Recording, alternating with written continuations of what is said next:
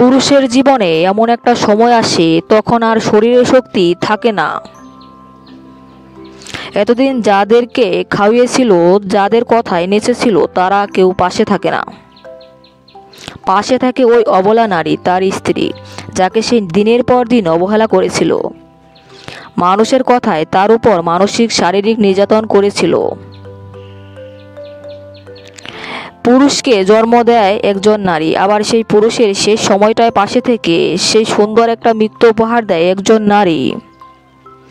একজন পুরুষের শারীরিক শক্তি ও পকেটের জোর যতদিন থাকবে ততদিন সে তার স্ত্রীকে মানুষ মনে করে না। যখন এসবের ভাটা নেমে আসে তখন তার হুঁশ ফিরে, কে তার আপন কে তার পর। আসলে তখন আর কিছু করার থাকে না। আপনার ভালোবাসার তখন আর কোনো মূল্য থাকে না, কারণ আপনার স্ত্রীর কাছে তখন আর এসবের দরকার পড়ে না। সে অভ্যস্ত হয়ে পড়ে অন্যভাবে, হেলায় অবহেলায়, ভালোবাসায়, কোনো কিছুতেই সে খুশি অখুশি হতে পারে না। সংসার এক মায়ার বন্ধন, এখানে ভালো লাগলেও আঁকড়ে ধরে থাকতে হয়, না লাগলেও থাকতে হয়। কত শত সংসার টিকে থাকে সন্তানের মুখের দিকে তাকিয়ে। সে সন্তানও একসময় পর হয়ে যায়। শেষ বয়সে সে পাওয়া না পাওয়ার হিসাব মেলাতে গিয়ে হিসাব মেলে না। সেই অবহেলিত নারী আপনার শেষ বয়সে আপনাকে বাহুডোরে বেঁধে রাখে। আপদে বিপদে সুখে দুঃখে একমাত্র পাশে থাকে, পাশে এসে দাঁড়ায়, আপনার সেবা যত্ন করে। সময় থাকতে আপনি আপনার স্ত্রীকে তার যোগ্য সম্মানটুকু তাকে দেন।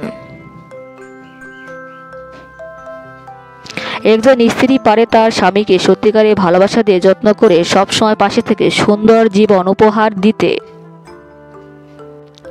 স্বামী যদি তার স্ত্রীকে অবহেলা করে দূরে সরে দেয় একজন নারীর জন্য, এর থেকে ভয়ঙ্কর কষ্ট দুনিয়াতে আর কিছু হতে পারে না। নারী কখনো অবলা নয়, অবহেলার পাত্র নয়। নারী তার শখের পুরুষের জন্য পৃথিবীর সবকিছু ছেড়ে আসতেও দ্বিতীয়বার ভাবে না। সকল পরিস্থিতির সাথে সে নিজেকে মানিয়ে নিতে চেষ্টা করে। হাজার অপমান অবহেলা পেলেও নির্যাতনের পরও সে তার স্বামীকে সহজে ছেড়ে যেতে চায় না। স্বামীর মন জুগিয়ে চলার চেষ্টা করে, সংসার টিকিয়ে রাখার জন্য সর্বোচ্চ চেষ্টা চালিয়ে যায়। এরপরও যখন তার স্বামীর ভালোবাসা সে পায় না,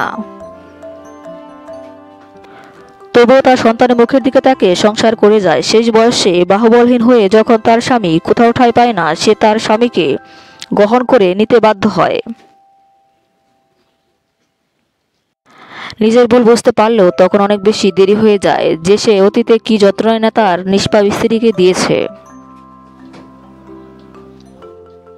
মানুষের জীবনে এমনই শেষ বয়সে তার কাছে যেতে হতে পারে, যাকে সে অবহেলা, নির্যাতন, অপমান ছাড়া কিছুই করেনি।